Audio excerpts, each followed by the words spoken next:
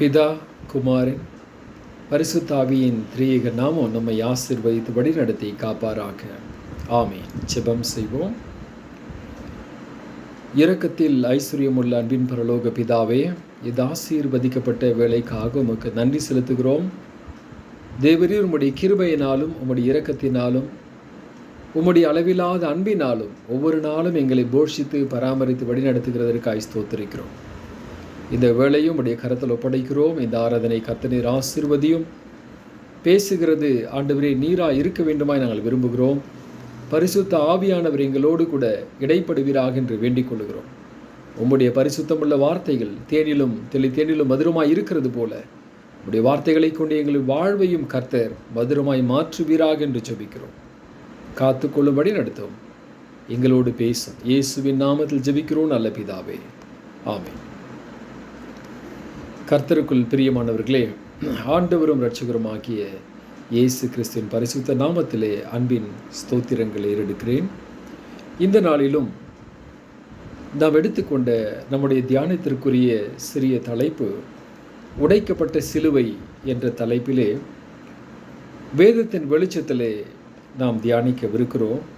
குறிப்பாக உடைக்கப்பட்ட சிலுவை என்பது இயேசு கிறிஸ்து சிலுவையில் அறையப்பட்ட பிற்பாடு அவர் அடக்கம் செய்யப்பட்டார். அதற்கு பின்பதாக 3ஆம் நாளில் இயேசு கிறிஸ்து உயிரோடு கூட எழுந்து வந்தார்.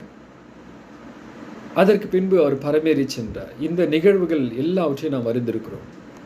ஆனால் இயேசு கிறிஸ்து மரித்த பிற்பாடு அவருடைய சிலுவைக்கு, அவர் அறையப்பட்ட அந்த சிலுவைக்கு என்னவாயிற்று?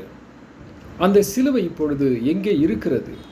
அந்த சிலுவையினுடைய நிலைமை என்னவாக இருக்கிறது, என்னவாக இருந்தது என்பதை குறித்து ஒரு சிறிய வரலாற்று குறிப்புகளை ஆராய்வோம் என்று சொன்னால், வரலாற்று குறிப்புகள் நமக்கு தெரிவிக்கிற சில சான்றுகள், குறிப்பாக கிறிஸ்துவுக்கு பிற்பாடு கிபி 4ஆவது நூற்றாண்டிலே கான்ஸ்டன்டைன் என்கிற ரோம பேரரசன், அவருடைய தாயார் ஹெலேனா அகஸ்டா என்பவர்கள் இயேசுவை இரட்சகராக ஏற்றுக்கொண்டார்கள்.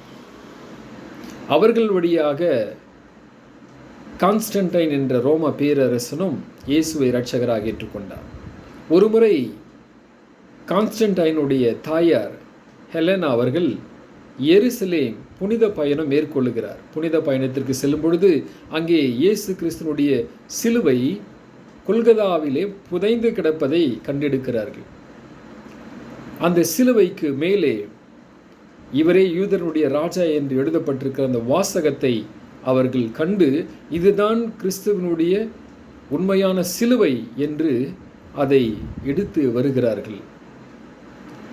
ஒரு புத்தகம் கூட இருக்கிறது, ட்ரூ கிராஸ் என்ற புத்தகம். அதில் இந்த சம்பவங்கள் எல்லாம் எழுதப்பட்டிருக்கிறது, சித்தரிக்கப்பட்டிருக்கிறது. அதற்கு பிற்பாடு அந்த சிலுவை கொண்டு வந்து புனித தேவாலயத்திலே அதை புனித சின்னமாக பாதுகாக்கப்படுகிறது. காலப்போக்கிலே 1204ஆவது வருடம், அப்பொழுது சிலுவை போர்கள் நடந்து கொண்டிருந்த ஒரு காலம். ஏறக்குறைய 12 சிலுவை போர்கள். அதில் 4ஆவது சிலுவை போரிலே இயேசு கிறிஸ்துவனுடைய சிலுவை சிறு சிறு துண்டுகளாக உடைக்கப்படுகிறது. கிறிஸ்துவனுடைய சிலுவை உடைக்கப்பட்டு இந்த சிலுவை துண்டுகளை சிலுவை போர்களிலே பயன்படுத்துகிறார். சிலுவை போர்கள் என்றால் நாம் யாவரும் வரலாற்றிலே படித்திருக்கிறோம். யூதர்களுடைய புனித ஸ்தலமாகிய எருசலேமையும் அதை சுற்றி இருக்கிற புனித பட்டணங்களையும் இஸ்லாமியர்கள் கைப்பற்றியது. அந்த இஸ்லாமியர்கள் கைப்பற்றிய யூதர்களுடைய புனித ஸ்தலத்தை மீண்டுமாக அதை பெற்றுக்கொள்வதற்காக யூதர்கள் இந்த சிலுவை போர்களை உருவாக்குகிறார்கள். ஆங்கிலத்திலே குருசேட்ஸ் என்று சொல்வார்கள். இந்த சிலுவை போர்கள் அப்பொழுது நிகழ்த்தப்பட்டது. அந்த சிலுவை போர்களிலே இயேசுனுடைய உடைக்கப்பட்ட சிறு சிறு துண்டுகளும் பயன்படுத்தப்பட்டதாக சரித்திர குறிப்புகள் சொல்லுகிறது. அப்போது இயேசு கிறிஸ்துவனுடைய சிலுவை உடைக்கப்பட்டது. உடைக்கப்பட்ட அந்த சிலுவை ஒரு உயரிய நோக்கத்திற்காக பயன்பட்டது என்பதை இந்த வரலாற்று சான்றுகளின் மூலமாக நம்மால் அறிந்து கொள்ள முடிகிறது. இப்பொழுது உடைக்கப்பட்ட சிலுவை, எதற்காக அந்த சிலுவை உடைக்கப்பட்டது? மூன்று காரியங்களை சுருக்கமாக தியானிக்கலாம். ஒன்று, உடைக்கப்பட்ட சிலுவை. அது உரிமை மீட்பிற்காக உடைக்கப்பட்ட சிலுவை. முதலாவது, உரிமை மீட்பிற்காக உடைக்கப்பட்ட சிலுவை. அது அந்த குருசேட்ஸ்கள் வழியாக அந்த சிலுவை சிறு சிறு துண்டுகளாக உடைக்கப்பட்டு அவைகள் அந்த சிலுவை போர் பயணத்திலே, அந்த போர்க்களத்திலே பயன்படுத்தப்பட்டது. அதன் வழியாக அவர்கள் வெற்றி பெறுவார்கள் என்ற ஒரு நம்பிக்கையோடு அந்த சிலுவை துண்டுகளை எடுத்து சென்றார்கள். காரணம், இழந்து போன அந்த உரிமையை மீண்டும் அவர்கள் பெற வேண்டும் என்ற ஒரு லட்சியத்தோடு அவர்கள் அந்த சிலுவை உடைக்கப்பட்ட துண்டுகளை எடுத்து சென்றார்கள் என்பதாக சரித்திர சான்றுகள் நமக்கு சுட்டி காட்டுகிறது. இரண்டாவது, உறவை மீட்க உடைக்கப்பட்ட சிலுவை. உறவை மீட்க உடைக்கப்பட்ட சிலுவை. குறிப்பாக ஒரு இறையியல் வல்லுநர் இப்படியாக எழுதுகிறார். அன்றைக்கு இயேசு உயிர்த்தெழுந்த பிற்பாடு அவருடைய சிலுவை அவசியமாக இருந்ததில்லை. ஆனால் அந்த சிலுவை மனிதர்களுக்கு அவசியமாக இருந்தது. இயேசுவுக்கு அந்த சிலுவை அவசியமாக இருக்கவில்லை. ஆனால் அந்த சிலுவையை அவசியப்படுத்திய மனிதர்கள் சிலுவை போர்களிலே பயன்படுத்தினார்கள். ஏனென்றால் அதிலே ஒரு புனிதம் இருக்கிறது. அந்த புனிதத்தின் வழியாக தங்களுடைய லட்சியங்களை அடைய முடியும் என்ற நம்பிக்கை அவர்களுக்குள்ளாயிருந்தது. குறிப்பாக அவர்கள் இழந்து போன உரிமையை மீட்பதற்கு அந்த உடைக்கப்பட்ட சிலுவையை பயன்படுத்தி அவர்கள் உரிமையை பெறுவோம் என்ற லட்சியத்தோடு அவர்கள் அந்த போர்க்களத்திலே சென்றார்கள். உறவை மீட்க உடைக்கப்பட்ட சிலுவை. ஒரு இறையியல் வல்லுநர் இப்படி எழுதுகிறார். கிறிஸ்துவினுடைய சிலுவை புதிய ஏற்பாட்டிலே அல்ல, அது பழைய ஏற்பாட்டிலேயே கொடுக்கப்பட்டு விட்டது. எப்படி என்றால், இந்த கிறிஸ்து சுமந்த அந்த பாரமான சிலுவை எப்படி அந்த சிலுவை போர்களிலே சிறு சிறு துண்டுகளாக உடைக்கப்பட்டதோ, அதுபோல கிறிஸ்து சிலுவையில் ஏறுவதற்கு முன்பதாகவே, உலக தோற்றத்திற்கு முன்பதாகவே கிறிஸ்துவுக்காக ஒரு சிலுவை சிறு சிறு துண்டுகளாக ஆதியிலிருந்து ஆயத்தம் செய்யப்பட்டு வந்தது என்று அவர் எழுதுகிறார். உதாரணத்திற்கு, மோசே சீனாய் மலையிலே ஆண்டவரை சந்திக்கிறார். அந்த முட்செடி எரிகின்ற அந்த அக்கினி ஜுவாலையிலே ஆண்டவரை சந்திக்கிறார். அப்பொழுது ஆண்டவர் மோசேயினிடத்தில் கேட்கிறார். யாத்திராகம் 4ஆம் அதிகாரம் 2ஆம் வசனத்தில் கர்த்தர் அவனை நோக்கி, உன் கையில் இருக்கிறது என்ன என்றார். அதற்கு மோசே பதில் சொல்லுகிறார், ஒரு கோல் என்கிறார். மோசேயினுடைய கையிலே ஒரு கோல் இருந்தது. மோசே கடவுளை சந்திக்கும் வரையிலே அது மோசேயினுடைய கோல். எப்பொழுது மோசே கடவுளை அந்த மலையிலே சந்தித்தாரோ, அந்த நாழிகையிலிருந்து அந்த கோல் கடவுளுடைய கோலாக உருவெடுக்கிறது.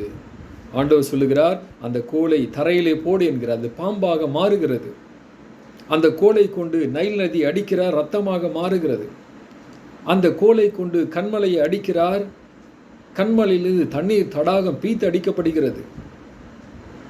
அப்போ மோசேயினுடைய கரத்தில் இருந்தது மோசேயினுடைய கோல் அல்ல, அது கர்த்தருடைய கோலாக மாற்றப்பட்டது. மோசே வெறுங்கையோடு பார்வோனை சந்திக்க இஸ்ரவேல் மக்களை மீட்க புறப்படவில்லை. அவருடைய கரத்திலே கர்த்தருடைய கோல் ஒன்று கொடுக்கப்பட்டது. அந்த கோலை வைத்து மிக பிரம்மாண்டமான சகாப்தங்களை உருவாக்கி இருக்கிறார் இந்த மோசேவானவர். இப்போ உறவை மீட்க, இஸ்ரவேல் எனக்கூடிய ஒரு உறவை மீட்பதற்காக சிலுவை அங்கே ஒரு சிறு துகளாக பயன்படுத்தப்பட்டது. உடைக்கப்பட்ட சிலுவை மோசேயினுடைய கையிலே ஒரு சிறு துகளாக இஸ்ரவேல் எனக்கூடிய உறவை மீட்க அது அங்கு பயன்படுத்தப்பட்டது.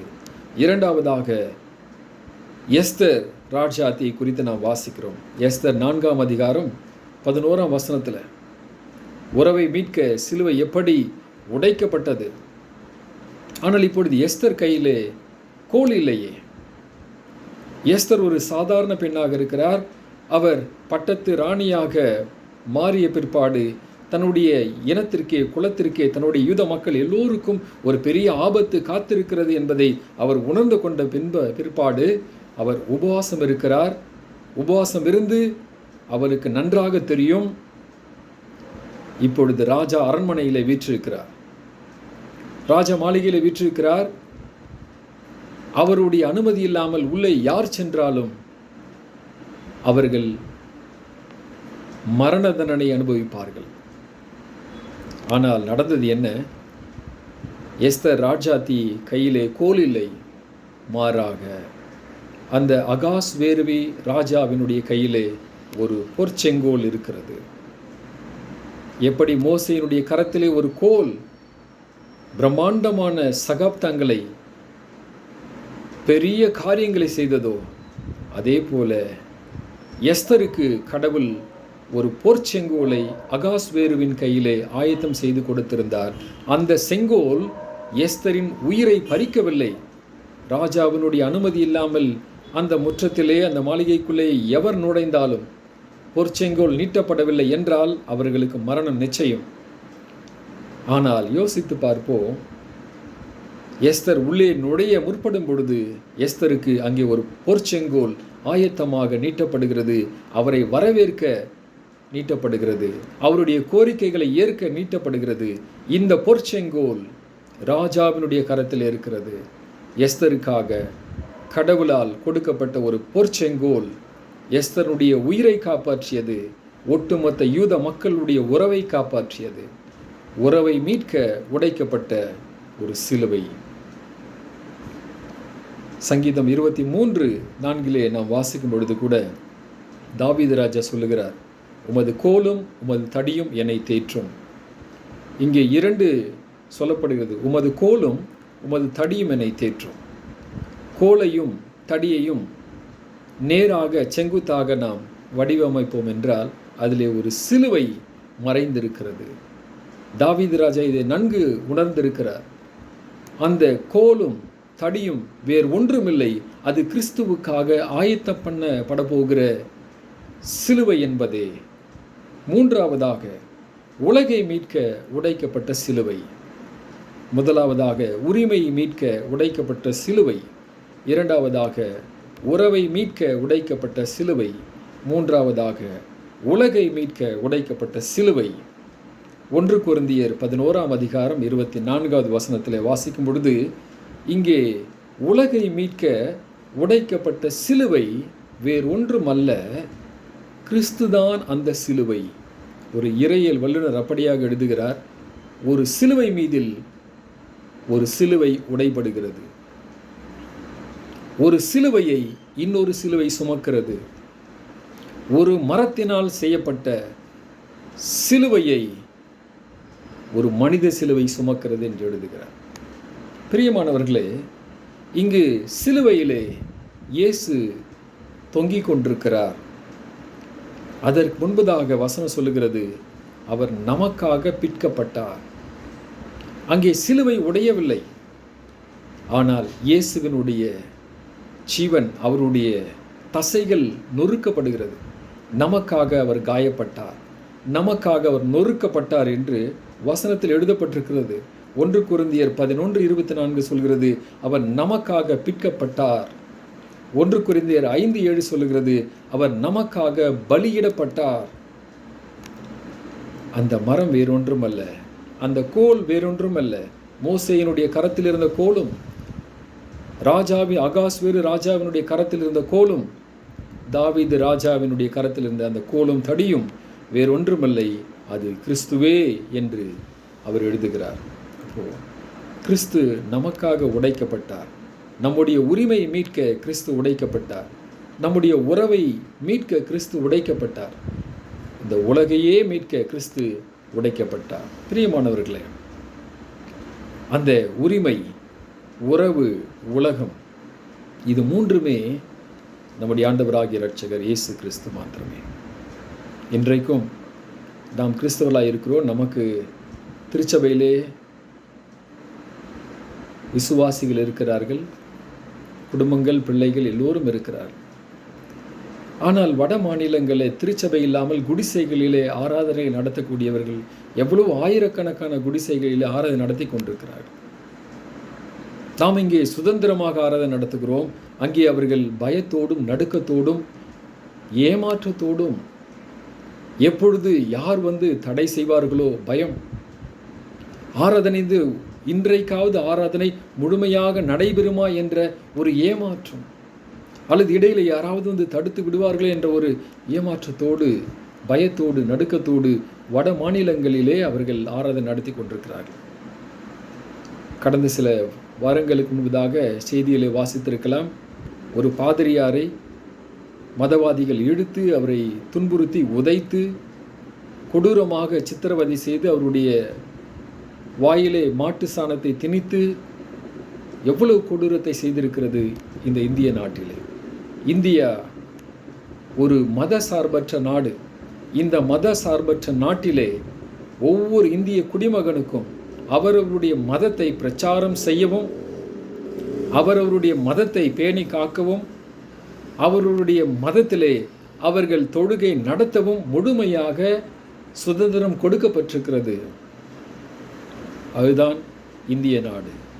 ஆனால் இன்றைக்கு நம்முடைய மதத்தை கிறிஸ்தவத்திலே உண்மையோடு ஆராதனை செய்ய அநேக இடங்களில் தடை செய்யப்பட்டிருக்கிறது. ஆலயங்கள் மூடப்பட்டு கொண்டிருக்கிறது. மதவாதங்கள் பிரகாசித்து கொண்டிருக்கிறது. நம்முடைய பங்கு என்ன? அவர்களுடைய உரிமையிலே நம்முடைய பங்கு என்ன? அவர்களுடைய உரிமைகள் மறுக்கப்படும் பொழுது, நிராகரிக்கப்படும் பொழுது நம்முடைய குரல்கள் எங்கே போய்கொண்டிருக்கிறது? இன்றைக்கு நாம் அவர்களை பார்த்தும் கண்டும் காணாமல் போய் கொண்டிருப்போம். ஆனால் நமக்கு நாளை அதே சூழ்நிலை ஏற்படும் என்பதை நாம் மனதில் வைத்திருக்க வேண்டும். நம்முடைய குறிக்கோள் என்ன? அவர்களுடைய வாழ்வில், அவர்களுடைய ஊழியத்தில் நம்முடைய பங்களிப்பு என்ன? நம்முடைய உறவுகளாகிய அந்த திருச்சபைகளை மீட்க நம்முடைய பங்களிப்பு என்னவாக இருக்க போகிறது? அழகாக ஒருத்தர் இப்படியாக எழுதுகிறார். அவர் சொல்லுகிறார், ஆதி திருச்சபை காலத்திலே சிலுவை மரமாகவே இருந்தது. ஆனால் இன்றைக்கு சிலுவை தங்கமாக மாறிவிட்டது. இன்றைக்கு சகோதரிகள் திருமணம் ஆன பிற்பாடு தங்களுடைய திருமாங்கல்யத்திலே சிலுவை டாலராக அவர்கள் அணிந்து கொண்டிருக்கிறார்கள். தவறு இல்லை. ஆனால் அவர் அப்படியாக எழுதுகிறார், ஆதி திருச்சபை காலத்திலே சிலுவை மரமாக இருந்தது, ஆனால் இன்றைக்கு சிலுவை தங்கமாக மாறிவிட்டது. கிறிஸ்தவர்களோ மரமாக வாழ்ந்து கொண்டிருக்கிறார்கள். ரோமர்களுக்கு சிலுவை ஒரு இழிவின் சின்னமாக இருந்தது. கிரேக்கர்களுக்கு சிலுவை ஒரு பைத்திய சின்னமாக இருந்தது. யூதர்களுக்கு சிலுவை ஒரு சாபத்தின் சின்னமாக இருந்தது.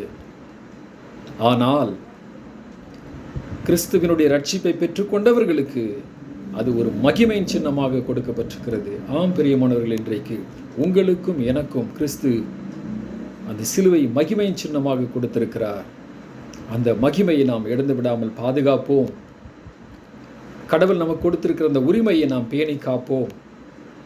அந்த உறவை மீட்க நாம் ஆண்டவருக்கு உண்மையாய் வாழ நம்மை ஒப்பு கொடுப்போம். ஏனென்று சொன்னால் நமக்காக ஒருவர் தன் வாழ்க்கையே கொடுத்திருக்கிறார். அவருக்காக நாம் என்ன செய்ய போகிறோம்? அவருக்காக எப்படி வாழப்போகிறோம்? என்ன செய்து கொண்டிருக்கிறோம், என்ன செய்ய போகிறோம் என்பதை சில வினாடிகள் நம்மை நாமே ஆராய்ந்து பரிசோதனை செய்து கொள்ளும். கர்த்தர் இந்த வார்த்தைகளை கொண்டு நம்மை ஆசீர்வதிப்பாராக. ஆமென். தலைகளை தாழ்த்தி ஆண்டவரை நோக்கி ஜெபிப்போம். அன்பின் பரலோக பிதாவே, உம்முடைய வார்த்தைகளுக்காக நன்றி செலுத்துகிறோம். உம்முடைய வார்த்தைகளை நாங்கள் கேட்டோம். இந்த வார்த்தைகள் எங்களுடைய வாழ்விலே விளக்கேற்றட்டும் என்று ஜெபிக்கிறோம். இந்த வார்த்தைகள் வழியாக எங்களுடைய வாழ்விலே ஒரு வெளிச்சம் பிரகாசிக்கட்டும் என்று ஜெபிக்கிறோம்.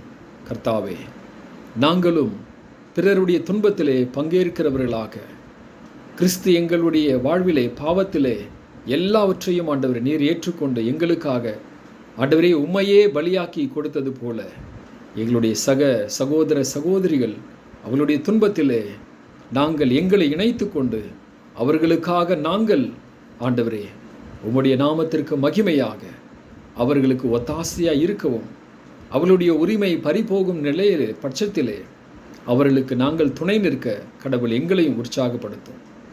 உம்முடைய வார்த்தைகளை கொண்டு எங்களை ஆசீர்வதியும். இயேசு கிறிஸ்துவின் விலையேற பெற்ற நாமத்தில் ஜெபிக்கிறோம் நல்ல பிதாவே. ஆமென்.